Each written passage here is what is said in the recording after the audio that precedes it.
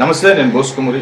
Time గడిచే కొద్దీ Telangana and Andhra Pradesh లో రాజకీయంగా హీట్ పెరుగుతున్నటువంటి పరిస్థితులు క్లియర్ గా తెలుస్తున్నాయి. ఈ రెండు రాష్ట్రాల్లో పవన్ కళ్యాణ్ గారి సెంటర్ ఆఫ్ అట్రాక్షన్ అవ్వబోతున్నారు.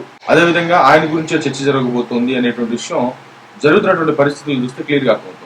అంటే రాబోయేటువంటి తెలంగాణ ఎలక్షన్స్ లో గానీ, లేకపోతే రాబోయేటువంటి ఆంధ్రప్రదేశ్ ఎలక్షన్స్ లో గానీ పవన్ కళ్యాణ్ గారితే ఈసారి హవా ఉండబోతోంది అనేటువంటి విధంగా చాలా మంది చర్చిస్తున్నారు. జరుగుతున్నటువంటి పరిస్థితులను బట్టి అనాలిసిస్ చేస్తూ తమ అభిప్రాయాలు సోషల్ మీడియా వేదిక గాను, లేకపోతే తమ ప్లాట్ఫామ్స్ లో అంటే దేనికి వీలుంటట్లాగా తెలియజేసిన ప్రయత్నం ఖచ్చితంగా చేస్తారు. డన్. దీంట్లో ప్రధానంగా నేను చెప్పగలిగేది ఏంటంటే, పవన్ కళ్యాణ్ గారు ఖచ్చితంగా తెలంగాణ మీద ఈసారి దృష్టి పెడతారా అనేటువంటి ఆలోచన క్లియర్ అర్థమైపోతుంది. దృష్టి పెట్టబోతున్నాడు అని ఆయనే చెప్పాడు. కాకపోతే ఇక్కడ క్లియర్ ఏంటంటే, ఇంకా ఆంధ్రప్రదేశ్ నుంచి ఎవరు రారు కాబట్టి బీఆర్ఎస్ పార్టీకి సంబంధించి కేసీఆర్ గారి పని అయిపోయింది. కేటీఆర్ గారు అంటారా, ఇక ఆయన పెద్ద విషయం కాదు. అంటే ఒక ప్రత్యర్థిగా ఉన్న ప్లస్ కాంగ్రెస్ పార్టీ రేవంత్ రెడ్డి గారికి అదృష్టం వల్ల సీఎం అయ్యారే తప్ప ఆయనకి టాలెంట్ ఉండి కాదు అనేటువంటి విధంగా చర్చ జరుగుతున్నటువంటి తరుణంలో, వాళ్ళు పోతే వీళ్ళు పోతే వాళ్ళు అనుకునేటువంటి తరుణంలో, నేను ఒక పార్టీ కానీ పెడితే ఎన్నో కొన్ని సీట్లు ఖచ్చితంగా వచ్చినా నేను ఖచ్చితంగా రాజకీయంగా నాకంటూ ఒక బలం ఉంటుంది, నాకంటూ ఒక హోదా ఉంటుంది అనేటువంటి విధంగా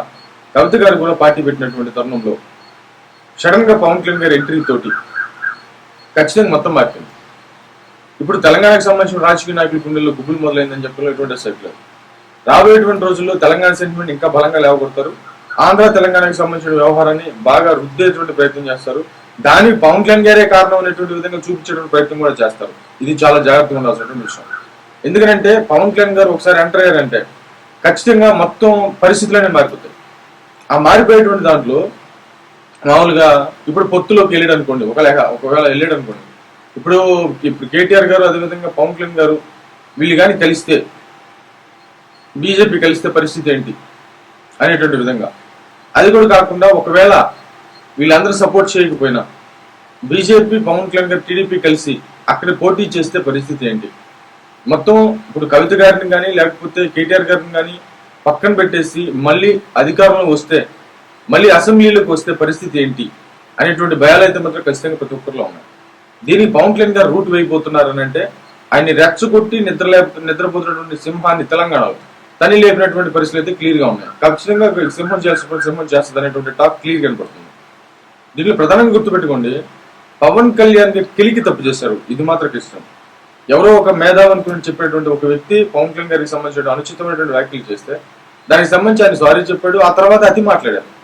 అది మాట్లాడకుండా ఉన్నట్లయితే ఇంత దూరం వచ్చేటువంటి పరిస్థితుల్లో, అంటే ఒక రకంగా చెప్పాలంటే అంటే గోతికాడ నక్కల్లా కాచుకున్నటువంటి కొంతమంది ఆ తెలంగాణ సెంటిమెంట్ లేపేటువంటి ప్రయత్నం చేశారు. రాజకీయంగా అస్థిరత పోతోంది, మళ్ళీ ఎదగాలి రాజకీయంగా అనుకున్నటువంటి కొంతమంది కాల్చుకొని బురదలేటువంటి ప్రయత్నం, ప్లస్ మళ్ళీ తెలంగాణ సెంటిమెంట్ లేవగొట్టి రాజకీయంగా లబ్ధి పొందేటువంటి ప్రయత్నం చేయడంతో ఒక్కసారిగా మొత్తం మారింది.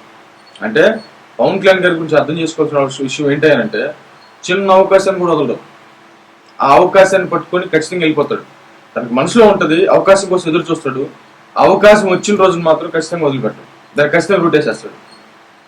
ఒక దశాబ్దం దాటిన తర్వాత డిప్యూటీ సీఎంగా ఆంధ్రప్రదేశ్ లో పదవి బాధ్యతలు చేపట్టి మంత్రిగా అనేక శాఖలు చాలా దిగ్విజయంగా ముందుకు తీసుకెళ్తున్నటువంటి తరుణంలో తెలంగాణ మీద దృష్టి పెట్టాలన్నటువంటి ఆలోచనకి ఈ మేధావి అనేటువంటి వ్యక్తి ఆజ్యం పోసాడు అనేది మాత్రం క్లియర్ గా అర్థమవుతున్నటువంటి పరిస్థితులు ఉన్నాయి. ఏమైనా అంటే అమిత్ షా గారు కావచ్చు, లేకపోతే మోదీ గారు ఆయనతో బాగా క్లోజ్ గా ఉంటారు. డైరెక్ట్ గా దేశ ప్రధాని పవన్ కళ్యాణ్ గారి దగ్గరికి వచ్చి మాట్లాడారనంటే, ఎట్టి పరిస్థితులు తెలంగాణలో బీజేపీ అధికారంలో రావాలి అనేటువంటి విధంగా.